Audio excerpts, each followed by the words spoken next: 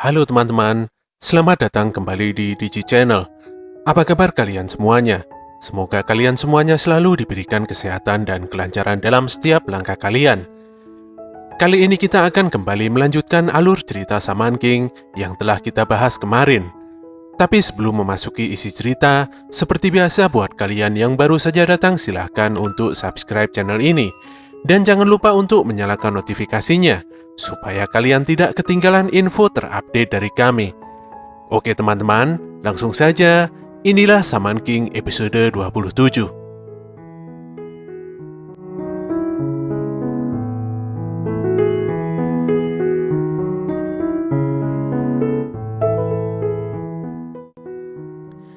Ren masih belum mengakui kekalahannya. Walaupun tidak berdaya dan masih dalam cengkeraman tangan Mikihisa, dia berkata bahwa dirinya tidak akan pernah goyah. Ren benar-benar memiliki keteguhan hati yang tinggi, walaupun sudah didesak oleh Mikihisa untuk menyerah saja. Seketika itu juga Ren langsung mendaratkan tendangannya tepat di wajah Mikihisa, dan untuk pertama kalinya, serangannya membuahkan hasil. Tentu saja Ren tersenyum dan bangga, walaupun sebenarnya terlalu dini untuknya berbangga diri. Mikihisa masih bertanya, apakah Ren sudah ingin untuk diajari teknik Chosenji Ryaketsu. Sayangnya Ren masih keras kepala dan tidak ingin diajari. Dia malah ingin merampas teknik tersebut secara paksa dengan tangannya sendiri. Dia pun menggunakan teknik businya kembali untuk menyerang. Endingnya, Ren malah tergeletak tidak sadarkan diri dengan banyak perban di tubuhnya. Ren nampak masih kecewa dan kesal karena kalah dari Mikihisa. Dia pun tidak ingin dikasihani. Mikihisa pun sudah menduga kalau Ren akan bersikap seperti itu. Ren memang sangat keras kepala seperti ayahnya. Harga dirinya sangat tinggi sekali. Pertarungan barusan membuatnya sadar bahwa dirinya masih jauh dari kata kuat. Sudah tak terhitung banyaknya orang yang lebih kuat dari dirinya di dunia ini. Khususnya pada turnamen ini, yang begitu banyak memberinya suatu pelajaran penting. Ren sungguh tidak bisa menyangkal. Dia juga tidak begitu bodoh untuk tidak menyadari kemampuannya yang sangat lemah ini. Namun di saat dia telah mengakui kelemahannya, pada saat itulah peluang kemenangannya sudah pupus. Karena itulah meski harus tewas di tengah pertarungan, dia tidak akan pernah goyah pada pendiriannya. Dia meyakini sesungguhnya dirinya ini sangat kuat, dan keyakinan itulah yang membawanya hingga ke titik saat ini. Di tengah perbincangan penting ini, tiba-tiba saja ada tamu tidak diundang datang. Ternyata yang mendatangi mereka adalah dua orang suku Pats yang juga merupakan panitia penyelenggara Shaman Fight. Kedua orang Pats ini bernama Nikrom dan Magna. Anehnya, mereka ternyata adalah pendukung Hao. Ren menyadari hal tersebut setelah merasakan hawa membunuh dari energi spiritual mereka yang begitu tinggi. Saat itu Oracle Bell milik Miki berbunyi, yang artinya itu adalah panggilan untuk bertarung di turnamen Shaman Fight. Miki Asakura adalah nama ring yang digunakan oleh Mikihisa di Shaman Fight. Ternyata Miki mengikuti turnamen ini demi untuk bisa mengalahkan Hao juga. Nikrom dan Magna yang merupakan panitia penyelenggara Shaman Fight hanya ingin mengumpulkan jiwa musuh dan mempersembahkannya pada Hao. Mereka tidak bisa begitu saja bertarung, apalagi melawan peserta Shaman Fight. Untuk itulah, bukan mereka yang akan bertarung, melainkan tiga anak buah Hao yang salah satunya adalah Peyote, yang mana pernah dikalahkan oleh tim Ren pada beberapa waktu yang lalu. Magna mencoba memancing Miki dengan memberikan informasi tentang rekan tim Miki yang saat ini juga diburu oleh anak buah Hao. Tentu saja Miki panik dan terpancing dengan mudah. Namun sebelum menyerang, Ren menghentikannya. Menurut Ren, saat ini bukanlah waktu yang tepat untuk berbasa-basi. Miki harus segera kembali menyelamatkan rekan-rekan timnya yang dalam keadaan bahaya. Ren memastikan Miki agar tidak perlu mengkhawatirkan kondisi di sini. Dengan sombongnya, Ren berkata bahwa dia sendiri sudah cukup untuk menghadapi mereka semua. Akhirnya walau berat hati, Miki pun meninggalkan Ren dan kawan-kawan dengan menunggangi roh pendampingnya. Di sebuah tanah yang lapang, Lutsev dan Salerm yang merupakan rekan tim Miki tengah didatangi oleh tim Hanagumi. Kedua bocil yang tidak tahu apa-apa ini pun bingung dan tegang. Apalagi tiba-tiba saja Lutsev disikat oleh salah satu oversoul tim Hanagumi. hingga menyebabkan giginya patah.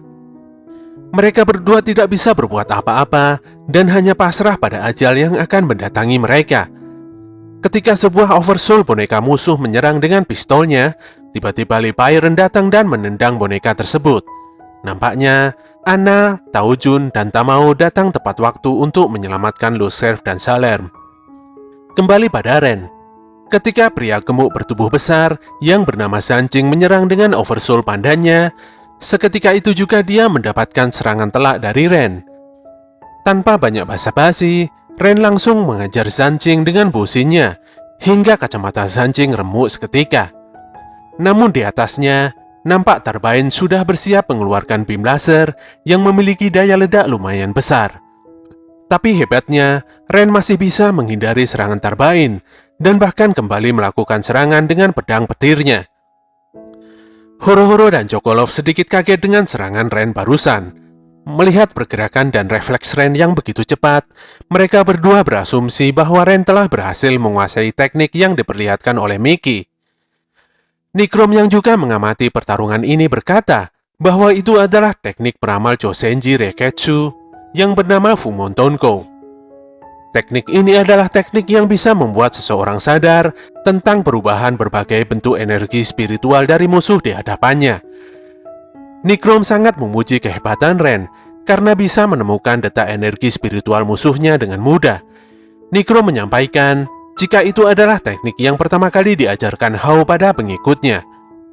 Singkatnya, semua pengikut Hao tidak ada yang tidak bisa menggunakan teknik ini. Zanjing menganggap Ren adalah seorang pecundang tengik. Sebenarnya dengan kemampuan serangan Ren barusan, dia pasti bisa membunuh. Tapi itu jika tahu Ren yang dulu, yang sangat kejam dan tidak ragu untuk membunuh lawannya, termasuk kakak dari Nikrom, yaitu Chrome. Mendengar fakta ini, membuat Ren begitu terkejut. Tiba-tiba dia pun mengingat masa lalunya yang kelam. Saat itu Ren nampak begitu sombong, merasa paling kuat, dan tidak mau menerima bantuan dari siapapun. Dia yang dulu sangat berbeda dan tidak naif seperti sekarang.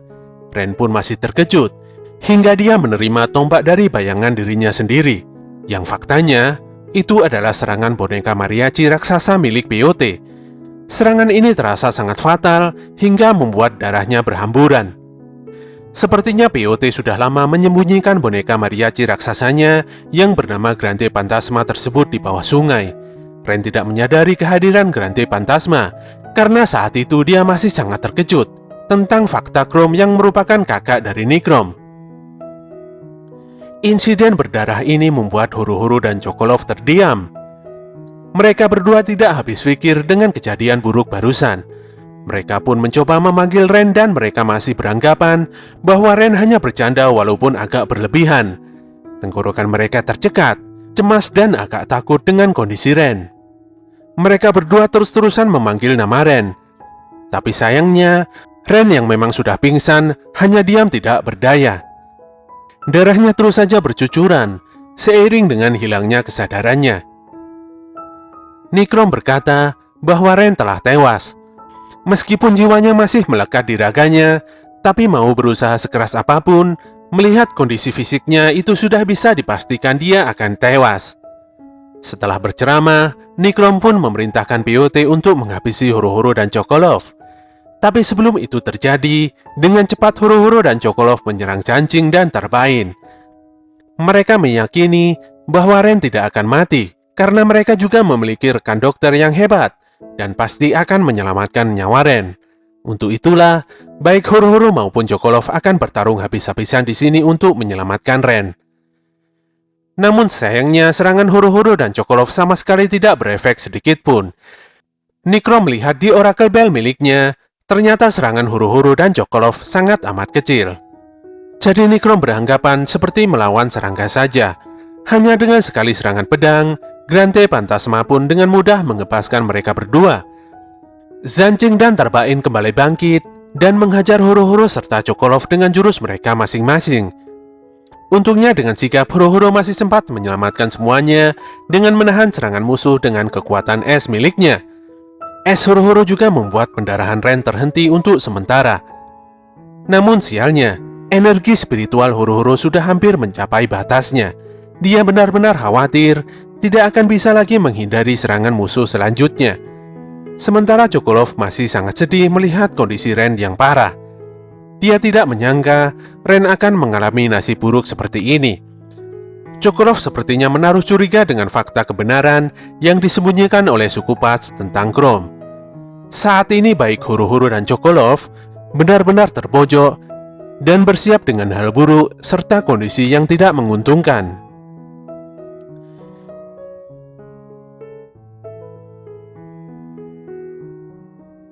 Oke teman-teman, itulah akhir dari cerita Shaman King episode 27. Semoga kalian semuanya suka dan tidak bosan untuk terus mengikuti ceritanya.